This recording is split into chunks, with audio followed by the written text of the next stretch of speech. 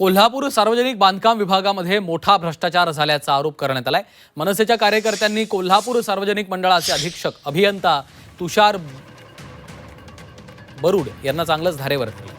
कोल्हापुरातील शेंडा पार्क इथल्या बांधकाम आणि रस्ते प्रकल्पातील भ्रष्टाचार करणाऱ्या अधिकारी आणि ठेकेदारांवर तातडीनं गुन्हे दाखल करावेत अशी मागणी करण्यात आली। येत्या 8 दिवसात या संदर्भात कारवाईची पावलं उचलावीत, अन्यथा मनसे स्टाईलनं धडा शिकवणार असा इशारा तुम्ही दिलेली माहिती आहे ती आम्ही नाही, सगळी पेपर तुमच्या ऑफिसचे आहेत। 225 कोटी रुपयांच्या या बजेटमध्ये 75 ते 80 कोटी रुपयांचा ढपला ह्या अधिकारी व ठेकेदारांनी पाडलेला आहे। आत्ताच अधीक्षक अभियंता तुषार बुरुड यांना आमचे जिल्हाध्यक्ष राजू दिंडोले यांच्या नेतृत्वाखाली आम्ही दिलेल्या निवेदनामध्ये आज या ठिकाणी आपण बघितलं तर टेंडर जे रस्त्यांचं टेंडर होतं ते जुलै महिन्यामध्ये निघालं, वर्क ऑर्डर ऑगस्टला निघाली, पण जून महिन्यामध्ये म्हणजे टेंडर फ्लॅश व्हायच्या अगोदर या ठेकेदारानं जूनमध्ये रस्ता पूर्ण केला होता।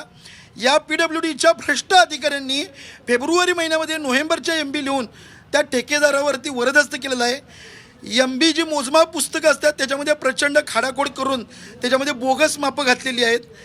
या सर्व कामामध्ये जर आपण बघितलं, सार्वजनिक बांधकाम विभाग कोल्हापूर असताना सार्वजनिक बांधकाम विभाग मिरजचा उल्लेख करून त्यांनी ठेकेदाराला ती बिलंसुद्धा दिलेली आहेत। प्रचंड प्रमाणात बोगस या ठिकाणी कारभार केलेला आहे।